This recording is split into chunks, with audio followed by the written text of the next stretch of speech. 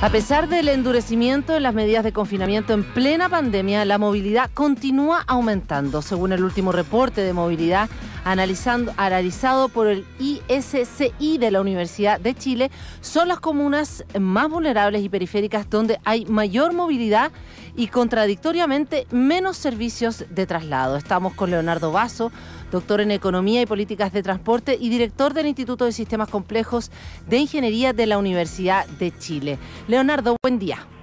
Hola, muy buenos días, Andrea. Cuéntanos un poco cómo está la situación de la movilidad y cuéntanos cómo miden la movilidad, para tener claro eso primero.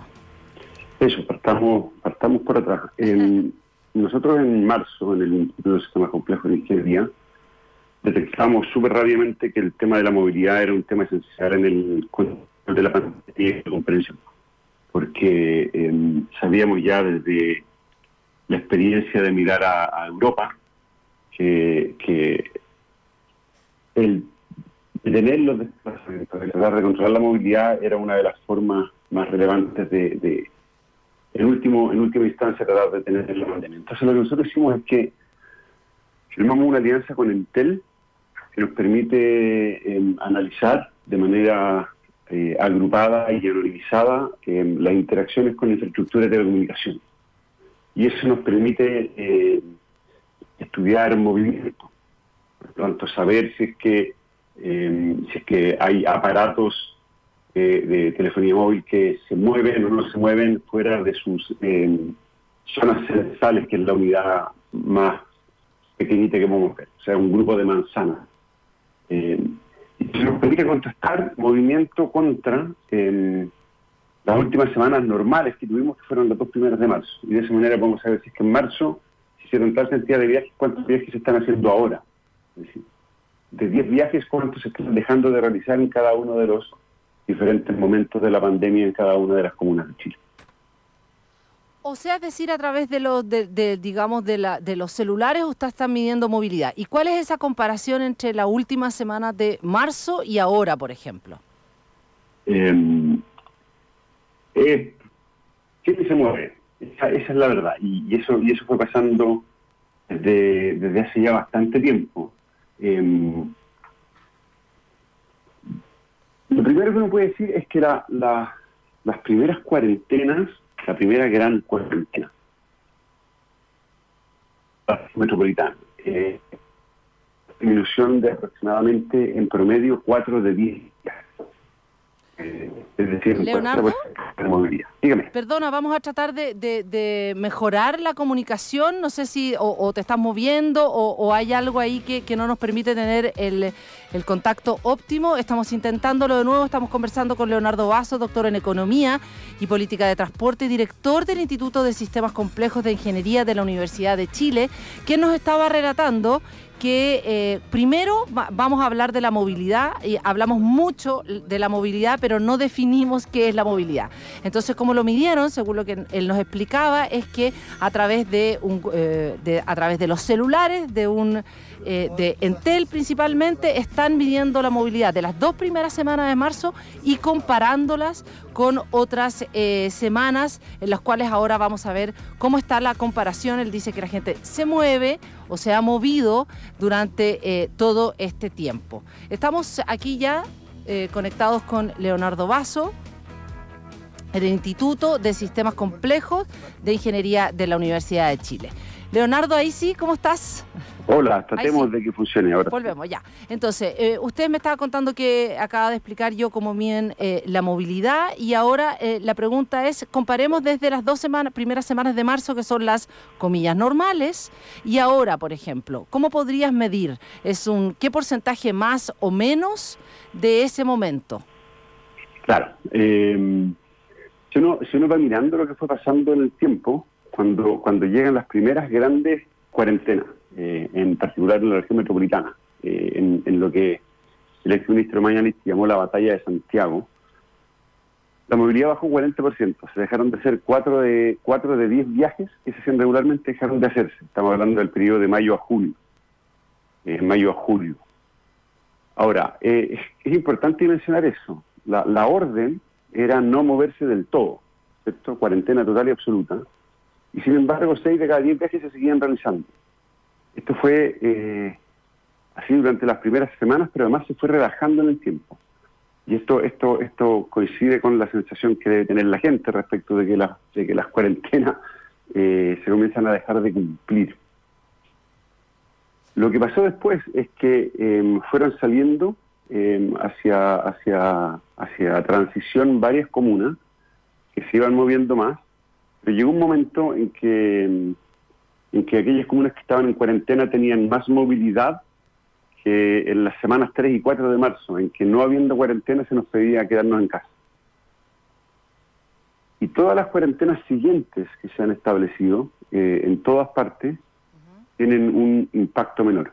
Para ser preciso, las segundas cuarentenas que se imponen tienen un impacto que es aún menor que las primeras cuarentenas, cuyo impacto fue menos de lo que todos quisiéramos, y se desvanecen más rápido el efecto de esas cuarentenas. Es decir, a las pocas semanas la movilidad comienza a retornar a niveles tremendamente altos. Y en ese sentido las cuarentenas son hoy día una herramienta de menor impacto y de menor duración, y cuyo efecto en el tiempo es cada vez más breve.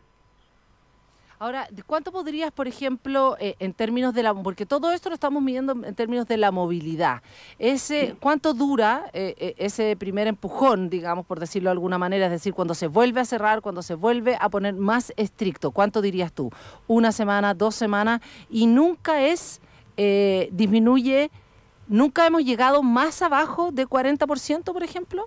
No, nunca llegamos abajo 40%. Ya. A la segunda semana aquella vez ya estábamos en 35%. Ya, y tú podrías decir que hay alguna, no sé, estudio comparado con otros lugares del mundo donde uno podría comparar datos similares para saber en otros lugares las cuarentenas estrictas, ¿cuánto significaron de reducción de movilidad?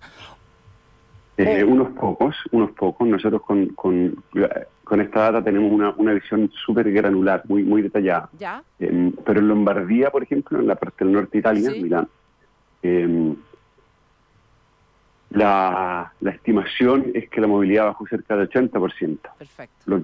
Lo que nos pasó a nosotros acá en Chile es que además la adhesión a las cuarentenas ha sido muy desigual. Las comunas de mayores ingresos tienden a tener una mucha mayor adhesión a las cuarentenas que las comunas de menores ingresos. Le doy un ejemplo. Las cuarentenas de fin de semana de la región metropolitana, debido a esta fase de transición, han tenido una adhesión de cerca del 30% en las comunas del barrio alto, pero solo del orden del 15 al 18% en comunas de menores ingresos y más periféricas. Entonces, además, hay un efecto que es muy desigual en la adhesión a esas cuarentenas. Ahora, en la medición, también en relación a otros estudios, ¿cuál es el impacto de la movilidad versus lo que uno podría decir una mejor situación sanitaria?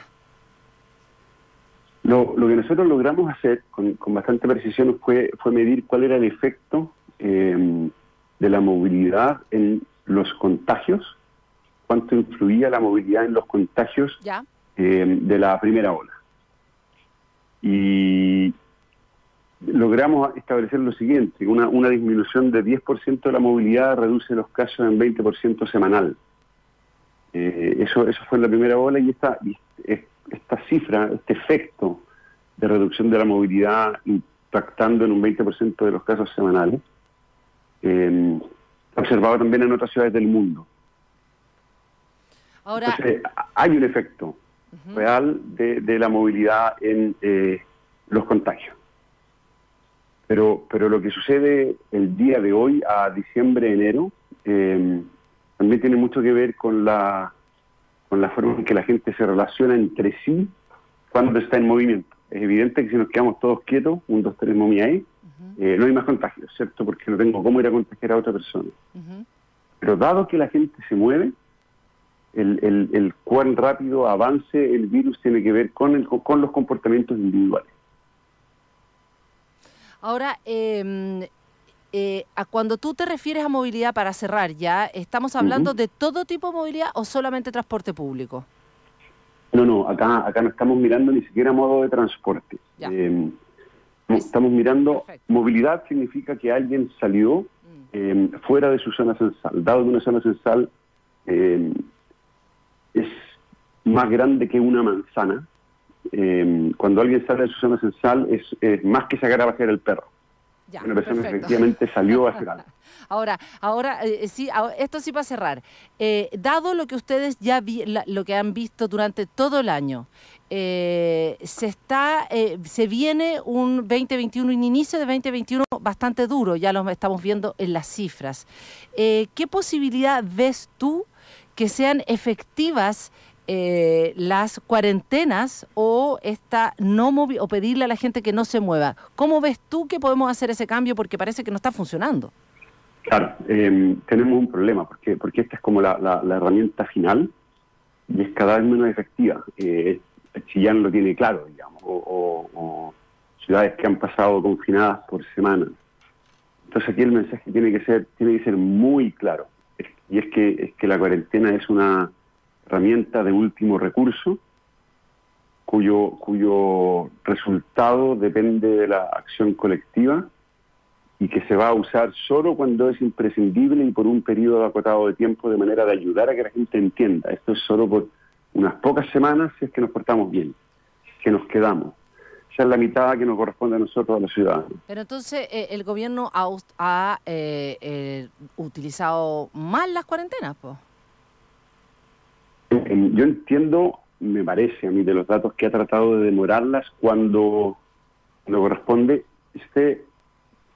Recuerda, ahora se está avisando, las cuarentenas son por 4 semanas. Sí. Y eso apunta, creo yo, en la dirección correcta, de decir, esto es una medida acotada, esto no es una medida permanente, de manera de intentar que la gente comprenda que es mejor adherir a esto inmediatamente y por un periodo corto a que se extienda eternamente. Pero más a la gente hay que ayudarla a que adhiera, no solo mediante la explicación, sino mediante las ayudas y los recursos necesarios para que aquellos que si no salen no llevan sustento a la casa, claro, puedan sostenerlo. La diferencia entre comunas y su adhesión a la movilidad está sin duda asociado a precariedad. Por supuesto. Leonardo Basso, doctor en Economía y Políticas de Transporte y director del Instituto de Sistemas Complejos de Ingeniería de la Universidad de Chile. Muchas gracias por conversar con nosotros hoy en Futuro, la radio del rock.